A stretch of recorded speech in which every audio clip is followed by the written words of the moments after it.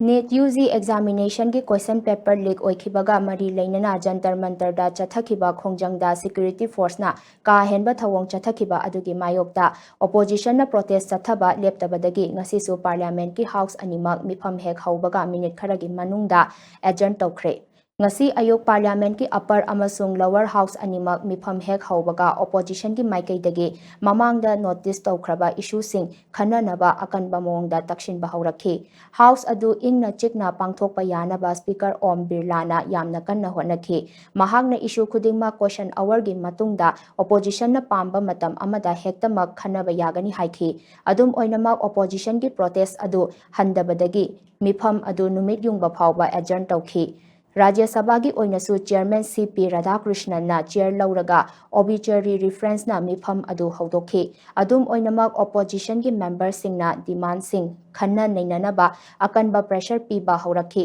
chairman na ngaihak ngainaba khangankhiba adu tadana opposition ki leader Congress ki Malik Arjun Kharge na mahairoi singi mathakta security force na chathakhiba ka henba thawong sing adugi matangda pukhatlakpadagi chairman na Meepham adu numit yungba phawba yeithokhibani Lok Sabha gi Meepham numit yungba phawba adjourn tawruraba matungda Meepham adu amuk makha chathaba hauki maduda Congress ki MP KC Venugopal na NET UG examination ki question paper leak oiba amadi Delhi protesta police na chathakiba ka henba thawong singi matangda pukhatlakpaga loinana Union Education Minister Dharmendra Pradhan resign tawgadabani haina demand tawrakhi maduda Union Minister Kiren Rijiju na NET paper leak ke matangda khananaba lengakna sem saduna leire amadi floor da leiriba party leader singa khanaraba matungda debate chathagani haikhi Samajwadi Party gi luchingba Akhilesh Yadav na hai issue asi political party gi issue nate masidi leibak asigi naha singi maraibak lepkadawribani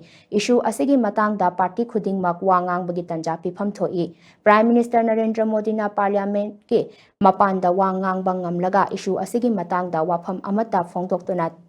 Napigani Fongdoktana tuminna leishiliba asi karigino haiki marap aduda opposition na akanba protest satharakpadagi house adu numit yungba matung pung ani phawba amuk hana adjourn tawki Rajya Sabha gi oinasu chap manana numit yungba matung pung ani phawba adjourn tawki